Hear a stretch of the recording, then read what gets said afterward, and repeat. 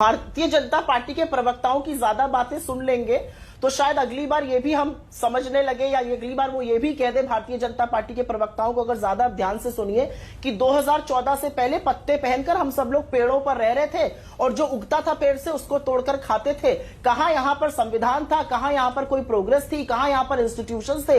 ये बेचारे आए तो भारत आजाद हुआ, नहीं तो हम सब लोग पेड़ पौधों पर, पत्तों पर रहते थे, पत्ते पहन के घूमते थे। अगर भारतीय जनता पार्टी की सुन लीजिए तो ये होगा, अरे मान्यवर, जब आप पैदा नहीं हुए थे तो इस देश में IIT, AIIMS, Baba research atomic centre, Indian institute of science, IIMs, ऐसे इंस्टीट्यूशंस की नींव रख दी गई थी और वो बना दिए गए थे जब हमारी और आपकी पैदाइश नहीं हुई थी।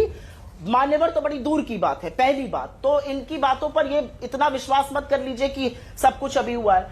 भारतीय जनता पार्टी से एक सवाल पूछिए, इतने आत्मनिर्भर हम हो रहे हैं तो डिफेंस इंपोर्ट लगातार बढ़ता क्यों जा रहा है?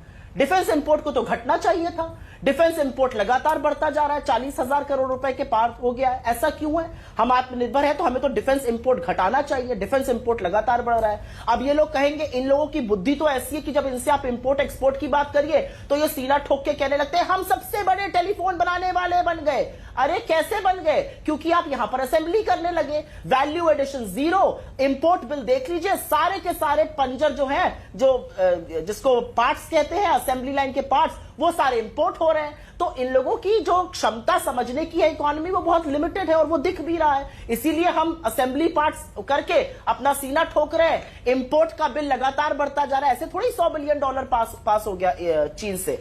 मैं फिर से दो बातें कहूंगी। इन्होंने कहा चुनाव हर 6 महीने पे होते हैं। मेरा तो डायरेक्ट सवाल था ना, आपके अंदर 500 रुपए सिलेंडर देने की क्षमता है जहां चुनाव होगा, बाकी देश में क्यों नहीं है?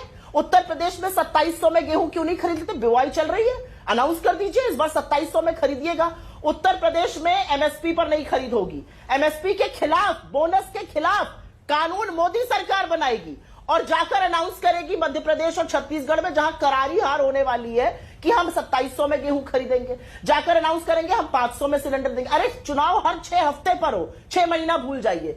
आप बाकी जगह जाकर जो कहते हैं वो अपने शासित राज्यों में क्यों नहीं करके दिखाते? हम तो 500 में सिलेंडर दे रहे हैं, हम 200 यूनिट बिजली मुफ्त दे रहे हैं, हमने महिलाओं के लिए फ्री करी हुई है बस सेवा। आप कब कर दिए? और एक बात और अंत में कहकर अपनी बात खत्म करते हैं। प्रधानमंत्री मोदी जी बड़ी लच्छेदार बातें करते हैं, खूब लच्छेदार बातें करते हैं। चुनाव में जाते हैं, वही काठ की हांडी चढ़ाते रहते हैं। उस काठ की हांडी को चढ़ाने से पहले इस बात का जवाब दीजिए कि आपके जो नरेंद्र सिंह तोमर हैं, उनके यहां ईडी कब जाएगी? बाबा बालकनाथ के यहां ईडी कब जाएगी? क्योंकि ऐसे ऐसे आक्षेप लगे हुए 10-10 हजार करोड़ घोटाले के, और सरकार की मुंह पर टेप लगा है, आंखों पर पट्टी बांध के हे राम जी जगत बना ही नहीं। असलियत यह है सरकार की, असलियत यह है भारतीय जनता पार्टी की। ठीक है, इससे पहले कि